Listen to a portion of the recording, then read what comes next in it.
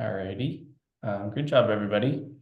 You want me to just share my screen, David? Yeah, and thank you, everyone, for I know we've gone over a bit, and I really appreciate everyone's patience also. Cool. Awesome. Well, hi, everybody.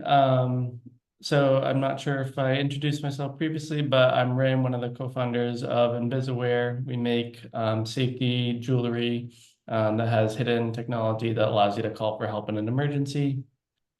Similar to like a modern day life alert, but it's not as ugly, it's more discreet, and anyone can wear it, not just seniors. So anyone who just wants personal protection.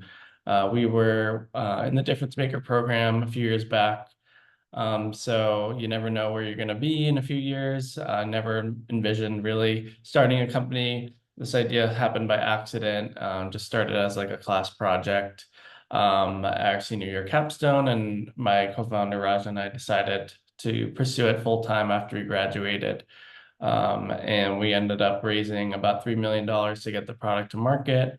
And we've been on the market ever since, have about 100,000 customers to date. We sell direct to consumer online on our website. We also partnered with ADT Security, one of the largest security companies in the US. So they're a great partner to have as well. It gives our brand a lot of credibility, allows you to call the police in an emergency 24/7, and gives you that advanced protection. So happy to talk to you guys today about funding strategies. Where do you get started? I know way back when in the beginning, we weren't sure we knew we needed to raise a lot of money to develop the product, like hundreds of thousands of dollars. Hardware and technology is really expensive, of course.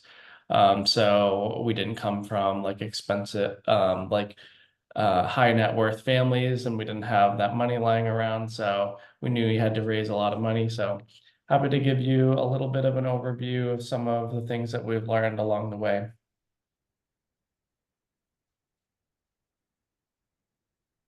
Oops. So some of the places that you can start for funding sources. Right now, I think ideally you should be looking for pitch competitions. I think it's perfect. So something like Difference Maker, you guys have already started and gotten some grant funding, which is great, very helpful. Anything that's non-dilutive funding where you can basically win it and there's no like, you don't have to give up any equity in return for your company. I think is a great solution for trying to raise money early on, especially when you're in the idea stage and you just have either prototypes or you're trying to raise money. So go after any sort of pitch competitions that you can. There's a ton of others in the Boston area that you could look for. There are constantly other events that you could attend, and once you start going to events in the community, you'll be able to find more people talking about where they're going to see other startups and what other ideas people have in the space. And then if you can get the opportunity to pitch and win some grant funding, I definitely highly recommend going after that. I think when we were first starting, we ended up winning like about like 19 different pitch competitions in the Boston area. So definitely highly recommend going there to start. There's also a bunch of accelerators for their business accelerators. That's another great place for funding. Not all of them take equity in your company, which is good. I can touch a little bit upon that, but Difference Makers is kind of like a little accelerator where you're kind of getting like a mini MBA on your business, learning about building your business model canvas. I think is really important, understanding those fundamentals. I think a lot of times, like you have a really cool idea to start out with, but you're not sure how to transform that into a business.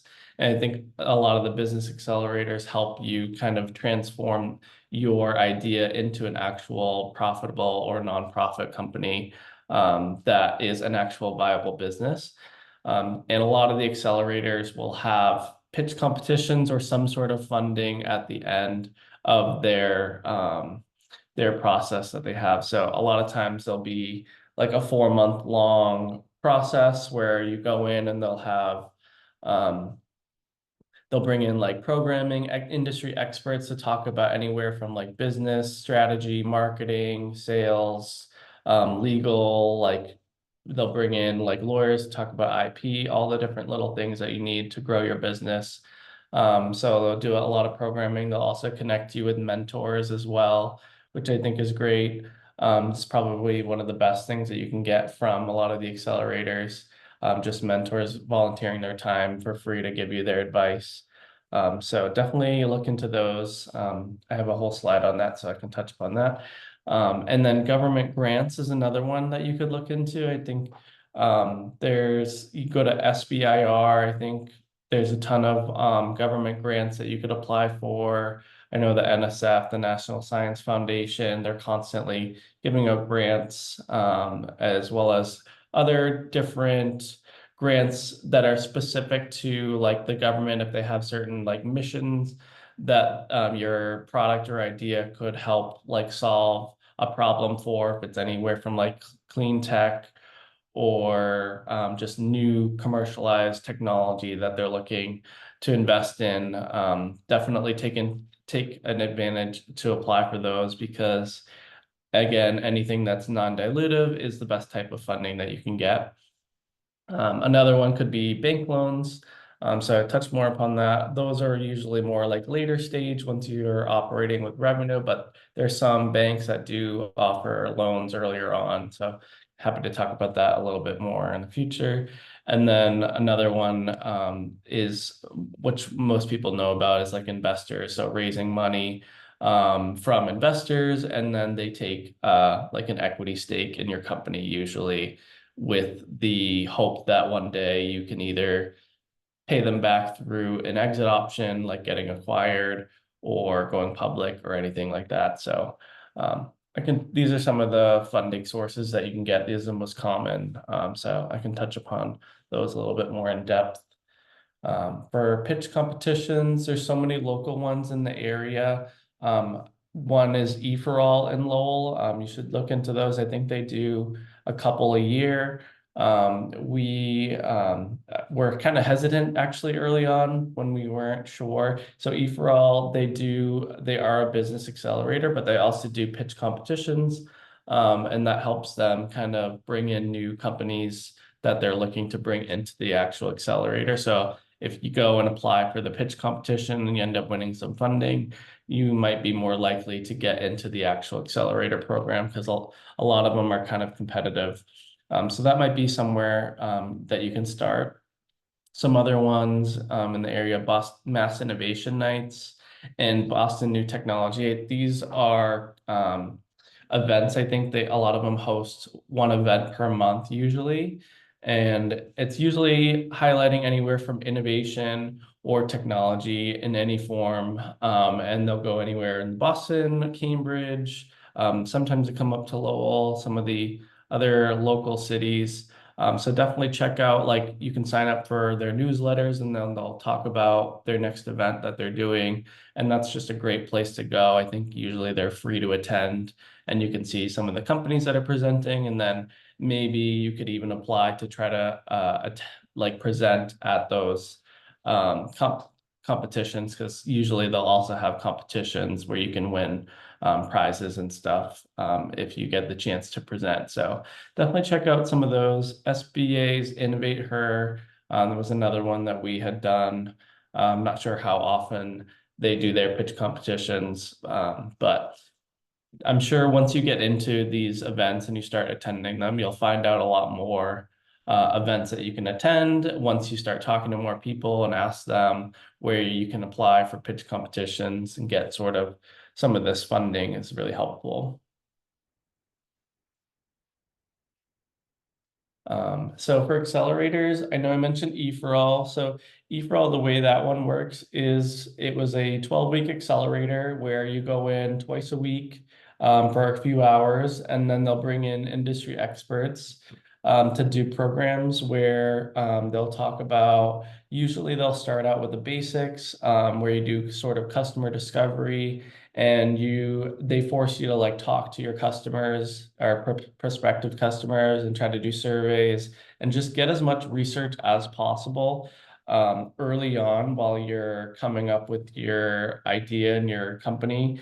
I think that's really important is understanding those fundamentals, which we probably wouldn't have focused on had we not gone through that program. But I do think it's so important because you want to be able to understand like the real problems that your customers are facing. I think a lot of times, like if you're an engineer or a founder, you have this idea in your head of what you think is really important to develop in your product because you think it's cool or it would be a cool feature to add. But then from a customer perspective, they might not care that much about that. And if you're going to go out and spend a lot of time and money implementing something into a product, you want to make sure that the actual customers that are paying for it care about that. So I'll give you guys an example. When we were early on, we were developing our product and it had like a vibration motor designed in it. And the whole idea for that was it was supposed to be really discreet. So it would vibrate when you activated it. And that way it would allow you to know that you activated the alert and it worked. And then it would vibrate again once your contacts received the alert and confirmed that help was on the way. So that was a really cool feature we thought was important. But then when we were forced to go out and talk to actual people, we found that it was unanimous. All these people said they didn't care about this vibration feature. If they're panicked in an emergency, they probably won't even feel it vibrate. The number one thing that we found in our research was that people wanted the technology and the device as small as possible, otherwise they wouldn't wear it.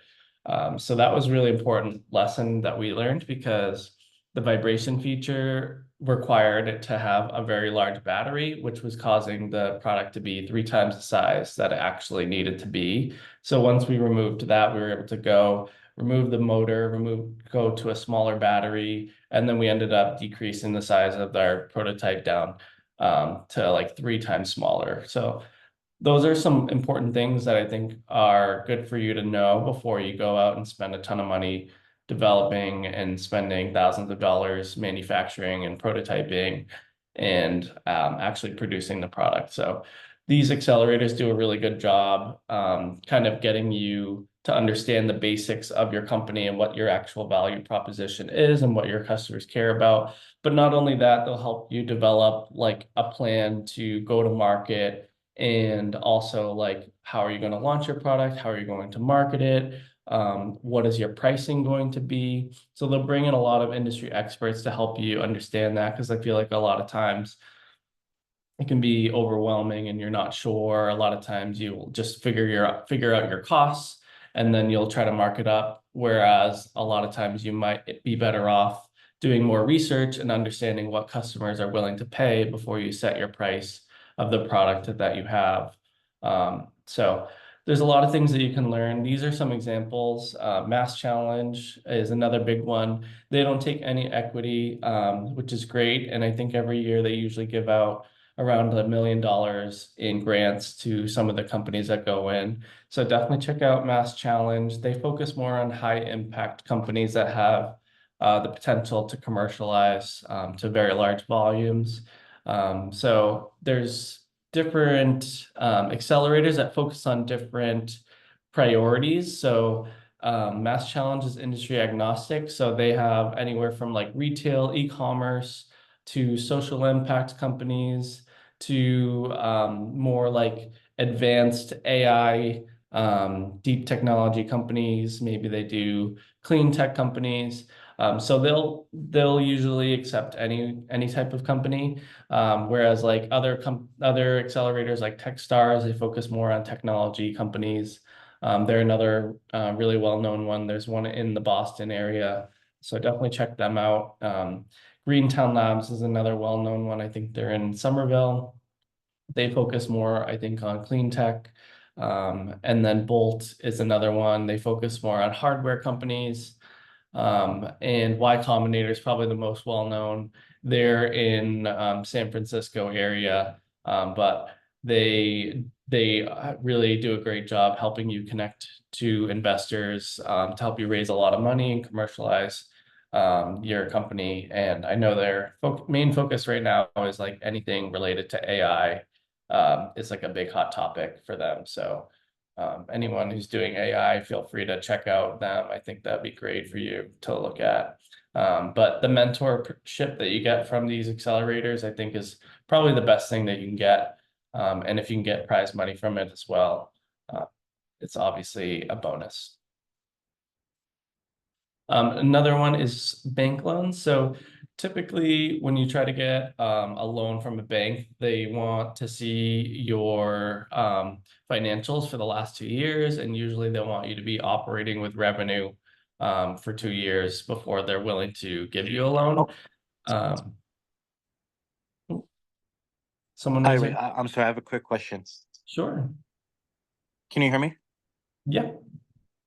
So I'm wondering, for the accelerators, were you ever able to do those programs while working full time? Have you ever worked full time while um, doing this on the side as well? Yeah, great question. I know some people that have done it. It is a commitment. So I will be honest, like we were kind of hesitant to apply for E4All when we were first introduced to it because it did sound like a time we were trying to focus, we had just graduated and we were trying to focus all of our efforts on developing the product and getting it to market as soon as possible.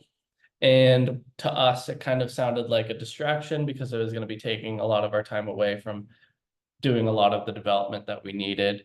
But to be honest, I think it's worth the investment to do that time commitment if you can do it. Um, and it's not permanent. Like a lot of these are either 12 weeks or could be 4 months, and not all of them have the same time commitment. So like Mass Challenge, it's kind of like you make whatever you want out of it. So for us, we were going in to their office every single day, Monday through Friday, all day. And that was our full-time effort. But I know plenty of other companies that basically didn't show up at all. And everything that they did through it was kind of virtual, reaching out to mentors and everything. So it's kind of make what you want out of it. Some of the others have rules and they require you to be there if you want to get any sort of funding out of it. But I do think it's worth the investment if you're kind of serious about taking your idea and turning it into like a business. So does that answer your question? Yeah, so for Mass Challenge, do they ever give you any money up front while you're going in and doing the accelerator program, or is that all towards the end? So for Mass Challenge, they do a lot of in-kind deals that you can get, where they have like partners where you can get prizes, through like in-kind donations from other companies and brands that you could take advantage of. They don't give you everyone that gets into the program money. It is more like you have to, pitch and apply for that at the end of the 4 month program, and then they'll choose a select amount of companies to give the funding to. So it's not guaranteed, but some of the others, I think like Techstars and Y Combinator is like you do get a guaranteed investment from them, and then they'll also help you raise more money as well by connecting you with investors. Okay, I see. Me and Amanda we're working full time currently, and it's hard for us to find the time to do these things. So we're focusing more on finding local pitch contests Mhm. to get more funding that way. And you mentioned that you did 16 of them, right, in the local Boston area? Yeah, I think we ended up doing somewhere like 19 of them at the time. It was a few years back, so I don't have all 19 of the ones that we had did. But I'm sure there's more now, probably that if you could do a little bit of research. And honestly, once you start going to these events and attending them and talking to more people, you'll find out a lot more events that are going on. Okay, I see. Perfect. Thank you. Mhm. Yeah, go ahead.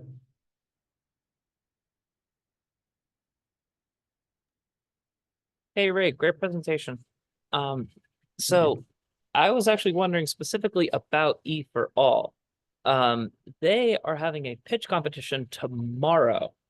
Oh, cool. I was wondering if there was any way, or do you think they would be lenient on the late entries, or are they really big about the 12-week portion of the program?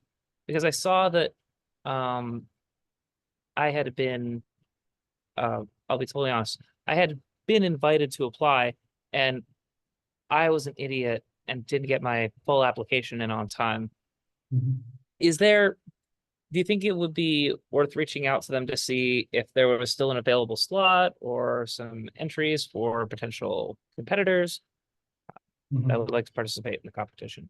If I were you, I would definitely attend the event tomorrow, and just try to, one, it would be great to talk to a bunch of other people in the space. It's always good to have in your network other like founders and other business owners that Mhm. you have in your network that can make suggestions for you, point you in the right direction. But also if you can try to talk to someone who works at E4All and just let them know what's going on. You never know if maybe they can make an extension for their deadline. I do know they do 2 programs a year. So even Okay. if you didn't apply in time this time, you can try to apply for they usually do a winter and a summer cohort. So you could try to apply for the winter cohort. That's what we actually ended up doing. We ended Okay. up doing a pitch competition. We ended up winning some prize money from there. And then we ended up applying right after that, and we got into the program. All But if right, you I'll shoot my talk to shot with them someone, today really and see if I can, because I'd love to participate in it. It's about 2 blocks away from me, so it'd be convenient for good. me to attend it. Should be at mill number 5. Um, so yeah, I'll reach out to them, see if I can get in. If I can, awesome. If not, I'll still attend the event. Should be fun. Cool. Thank you. Awesome. All right, so next one is bank loans. So this one's more traditional funding. But like I mentioned, you usually have to be operating for a couple of years with revenue before they're willing to give you a loan. But a lot of times they'll want to give you to like have collateral. So they'll want to see if you have any assets. And if you, let's say you have a ton of inventory, if you've been operating, that types of collateral is kind of what they're looking for, like for a guarantee to pay back the loan if the business does fail. So sometimes they'll want you to put up collateral and kind of give you that personal guarantee. Not all of them do, but um, we were willing to make a personal guarantee on our loan that we got. And I think that speaks a lot of volumes to investors to show like, okay, if you're going to invest in our company, they want to show like if you have any skin in the game as well. That shows a lot of value to investors if you're looking to also get investments from outside capital as well. But there's a bank called the Lowell Development Financial Corp. They're a local bank in Lowell, and they're kind of like a consortium of banks. So they'll partner with like Lowell 5, Enterprise Bank, Salem Bank, and a lot of the local banks. I think John Dark Credit Union as well. And each bank kind of invests a small portion of the fund. And so that allows them to take higher risk loans in companies that are newer and don't have as many, they don't have revenue yet. And they also look to partner with other companies like E4All, for example, that go through their program. They have like certain funds where they'll give E4All companies loans. Another one that we did was they partnered with the Innovation Hub.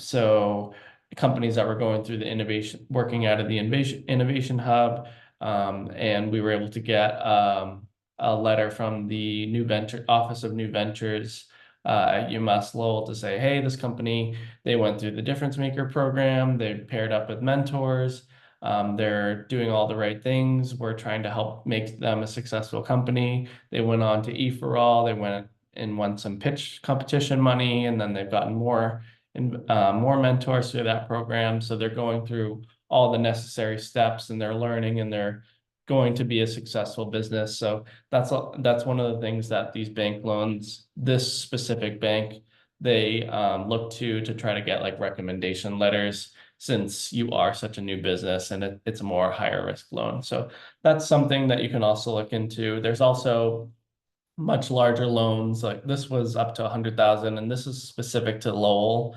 But there's like other banks like Silicon Valley Bank where you can get venture debt. So instead of getting like sometimes you can subsidize your investment. So let's say you might raise like $1 million, you might be able to subsidize like half or maybe a portion of that with venture debt. So that way you're not giving up all of your like equity in your company. So you don't have to just get one source of funding. A lot of founders and companies will kind of diversify themselves and get capital in multiple different areas. Another common one is friends and family. So like I mentioned, like we didn't come from very wealthy families, and we needed to raise a lot of money in order to develop our product. And I never really envisioned us raising any friends and family money, but it is a common tool that people use. And I just want a word of caution, like if you are considering this, just make sure you're only accepting it from people that understand that this is an investment, and with any investment, there are risks. And don't ever do any sort of like handshake deals or napkin deals where you're taking their money, and then you want to make sure that they understand they're managing their expectations and they know what they're getting in return. So definitely involve a lawyer to for your company to make sure that everything's documented. Usually with friends and family, for us, we actually kind of happened by accident. So I had just graduated when we were starting, and I had a graduation party with my family, and everyone was asking me like, oh, what are you doing after you're graduating? So I ended up just telling everyone like, oh, I'm starting a company. This is what we're doing. Never had any intention of like asking people for money. And then all of a sudden afterwards, I had people coming up to me being like, oh my gosh, this is the coolest thing ever. I want to invest. And I remember being like, oh my gosh, like I had no idea that people would want to invest. And I didn't think like they could. So we ended up speaking to our advisors, and they recommended using like a convertible note or a safe. And you could do small amounts. So we ended up only doing about like $5,000 checks mostly. And we met with every single person and walked them through our entire business plan and our pitch deck. Make sure they understood like we had a clear plan to launch our business. And then we also told them there was a risk like there is with any investment. And we told them like this can't be your retirement money essentially. So that was what we did. And we ended up raising about like $40,000 from multiple family members and friends that wanted to invest that way. And that was huge for us because once we did that, we were able to start talking to more outside investors that didn't know who we were. And we showed like, oh, we have all these people that know us and they were willing to back us. And then once we did that, we were able to get some outside investments from people that also believed in the product and the mission. So it can be a source of funding, but like I mentioned, it's really important to just make sure everyone understands the risks associated with that. This is one of the last ones is more institutional investors. And this is like, I could spend probably an entire hour talking just about this alone because there's so many different types of institutional investors. And we spent a lot of time like doing a bunch of research trying to figure it out.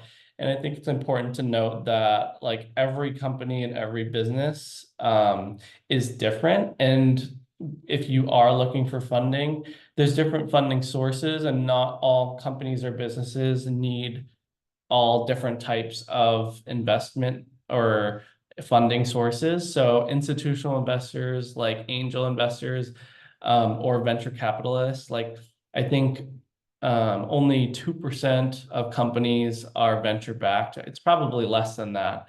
And it just shows that like not every business is the same. And it's really important to understand that like to know your business and to know what your values are and what your needs and what your goals are before you go out and try to raise funding. So for this, angel investors is more, think more like Shark Tank. So it's high net worth individuals that are investing their own money. And typically it's anywhere, could be like 300,000 to 1 million. It could even be less than 300,000. But usually they have to have like a high net worth status to be an angel investor. They have to usually be accredited and have like a certain net worth. I'm not sure what the exact amount is. But those are usually angel investors. And then some of them invest personally on their own. Some of them invest as a group. So there's groups of angel investors.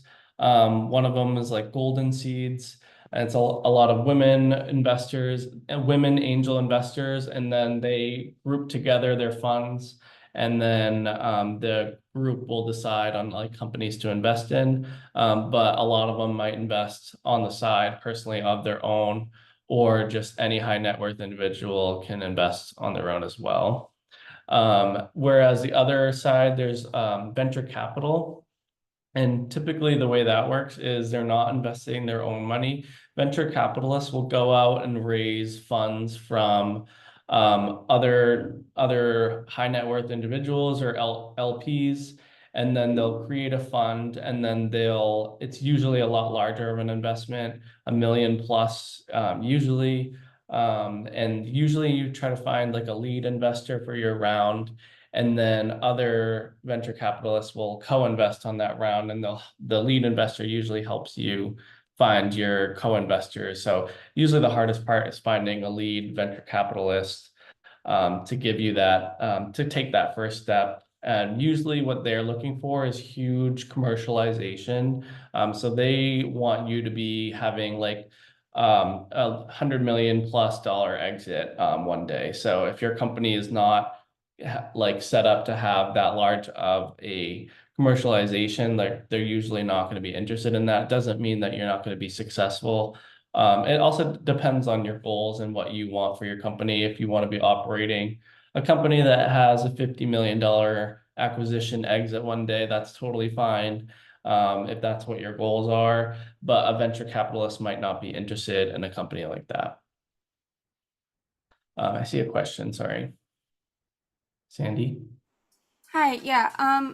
So I was just wondering, when like how you were able to like basically survive financially when you're like going full time into this, because like I've made Zipper Buddy my full time job, and like I don't know where I can begin to pay myself, and like what is like what people normally do.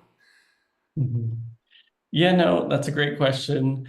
It definitely takes a lot of sacrifice for sure. And it could be a scary jump as well when you are transitioning maybe from working full time and then starting your own company and then having the uncertainty of having your own income.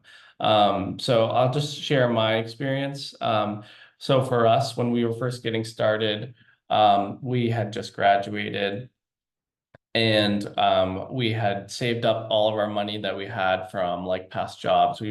Me and my co-founder both worked all throughout college, so we had a little bit of funds saved up. And then we both lived at home after we graduated to just try to save as much money as possible. Neither of us made any money for over a year in income, and obviously that can be really stressful. So we're grateful that we were able to save up a little bit and then kind of have a little bit of support from our families, but it definitely was scary not having any sort of income for a while. Once we did raise a little bit of funding, we did start to pay ourselves a little bit, but it really wasn't much. It's a lot harder when you're not on the market and you don't have revenue yet. So for us, we were developing our product for over 2 years before we launched the product. So we didn't have revenue the first few years, so we weren't making a lot of money, but that was a sacrifice we were willing to make, because to us, we didn't care about as much trying to make as much money. We cared more about like, what if one day we help develop this product and it helps save someone's life? Like that's what our mission has always been. And what if we help save someone, then all of that will be worth it, all of that sacrifice. So we've been through some hard times. I remember there was one time Raz and I were working super late. I think it got to like around midnight, and we were both starving, and we wanted to order a pizza, and neither of us had any money in our bank account to afford a pizza. So we had both ended up just going home. And I remember being like so sad, being like, oh my God, we're broke. Like this is so like stressful. But that was like one of the biggest realizations that like we've come such a long way since then, and like so much has happened since then as well. So like it's really like up to you if you think the sacrifice is worth it.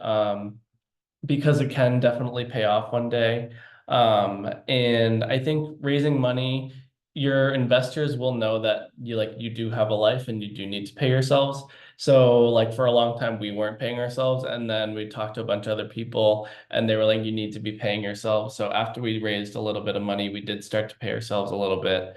And then since we had launched our product and started bringing in revenue, we've kind of gradually increased ourselves over time to have like an actual livable salary. So it's definitely important, but I also understand that it can be scary at first because you need to pay the rent and the bills, and that's obviously needed. And I know a lot of other founders that ask the same question, and a lot of them do end up working full time on their company on the side, and then they're doing this like after hours and stuff, because they need to be able to support themselves. And usually it's a really scary jump when they quit their full-time job to pursue something full-time, before they're able to pay themselves. So you're not alone in that. So Okay, so then like investors understand like when you raise money, because I'm a single mom, I have two kids, and Mhm. so like I was just wondering if like I'm able to even pay myself minimum wage like part time. You know what I mean? Like I'm willing to Definitely. sacrifice as much as possible. I just wasn't sure if it's like an expectation or something that they understand when you're first getting that funding. Mhm. No, they should definitely understand you should be paying yourself, since you do. A lot of the investors want you to be working on this full time, so they would prefer you to be paying yourself, even if it's even more than minimum wage, because they don't want you to be focusing on like how are you going to pay your bills and trying to find alternate sources of income. So a lot of investors would prefer that you pay yourself a little bit more to make sure that like you do have stable income and that you're not worried about having that, and you're more focused on how do you grow your business. Awesome, thank you. Mhm.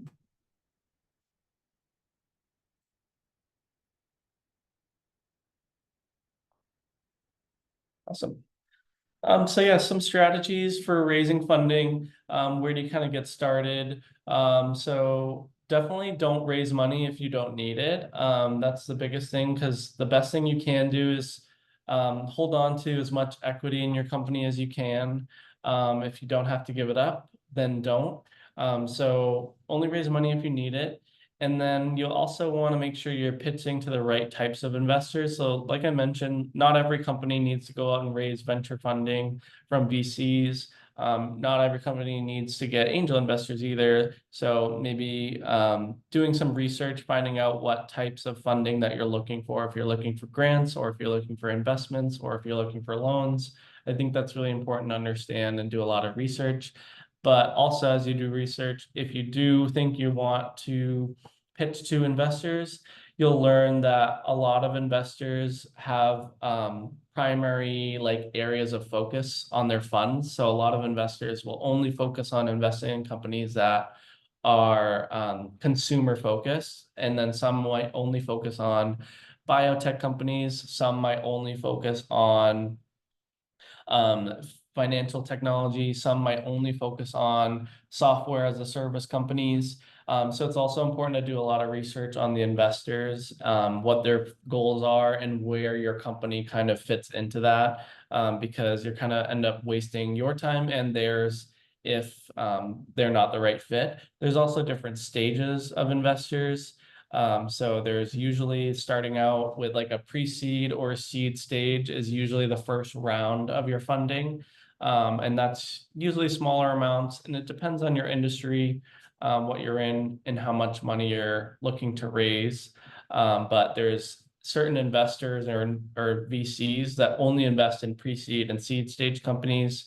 And then there's some investors that only invest later stage, like Series A, Series B, and beyond, and that's much larger funds. But they're not going to be wanting to invest in you because their primary focus is much later stage, and maybe it's a different industry as well. So do a lot of research on investors before you want to try to talk to them and pitch to them for money. So that is definitely helpful and can go a long way. Definitely be prepared to make sacrifices. Like I mentioned, we made a lot of sacrifices early on, and it's not necessarily like the only way to do it. I think it definitely helped us. Just being right out of college, it ended up being a great time for us to take that leap where we didn't have like a lot of people relying on us. We didn't have like families or anything. So we were like kids or anything that were relying on us to pay their bills. So that was for us. It was great timing, but not everyone has that. And there's still sacrifices to be made, but at the end of the day, you do want to be paying yourself as well. So that's important. But make sure you put together a business plan. It's kind of funny, like it's one of those things that a lot of investors want to make sure you do. So it might be like a 40-page business plan of every single thing that you're going to be doing to launch and grow your business, and what your go-to-market strategy is going to be. And once you get on the market, how are you going to continue to grow? All of that is really important in timeline. And investors want to make sure that you went through that exercise, but usually a lot of times they don't care to read a 40-page business plan. So they just want to make sure that you went through that exercise and that you have a plan in place. But it's important to know how much money you do need. So make sure you understand that. And usually you'll need to raise a little bit more than you think you need. So just try to keep that in mind, because there's a lot of times unexpected costs can come up, and it's better to have a little bit more than you think you need. So that way, if you run into anything, you'll make sure you don't run out of cash, because cash is king and it's the most important thing for your business. And it's one of the most common ways that businesses fail is just running out of cash. And it's much more important for you to focus on growing your business than it is to be spending time raising money. So the last thing is really just put together a pitch deck. I think that's probably the most important thing you can do for raising money. If you're going to be talking to either any sort of investor, they usually want to see a pitch deck. Also, it's important to find the right team. So investors usually look at three different areas, three categories before they make their investment. So they usually look at the product, they usually look at the market, and they usually look at the team. The team's the most important. So they're investing in you. Obviously, they're investing in your company, in your product. They want to make sure there's a product market fit, but usually they care more about the team, because you can have an expert team that can take a not so great product and transform it into an amazing product that will be a successful business. But if you have a great product with not such a great team, usually it is not as successful in the long run for them. So they care a lot about the team. So make sure you have a great team as well.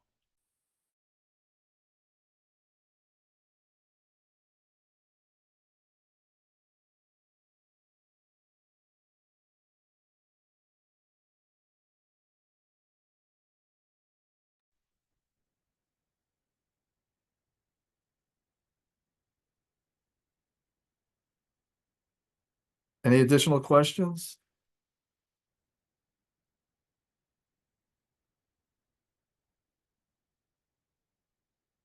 I have one more question. Did you when you were getting to the like fundraising stages, did your investors want you, well, I guess you said that you were developing your product for a couple of years, because I was just wondering if anybody had asked like to show like for you to sell some of them to like prove that you could sell it.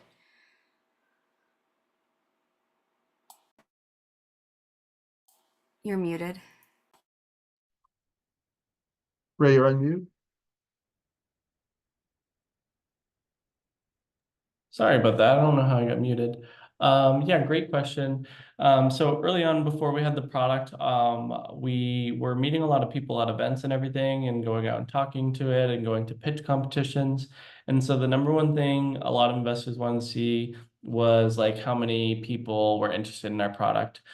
So definitely getting an email list together is helpful to kind of gauge like what your initial market size will look like before you launch your product. So definitely make sure you are collecting people's emails, and if possible, like maybe making social media accounts and trying to get people to follow you early on before you're ready to launch.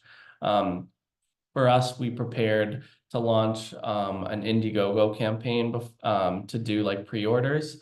So that was also helpful to understand like how many pre-orders we were going to get from the product before we went live. So that's a great way to try to gauge interest. But yeah, investors definitely want you to look to that.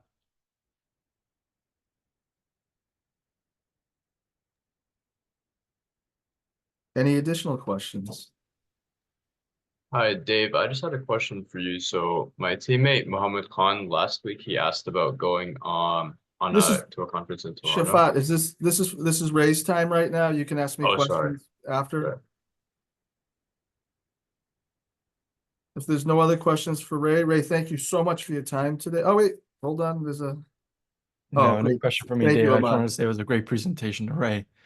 Thanks, Ray. Yeah, thank you, everybody. Happy to help, and feel free to reach out if you guys have any questions.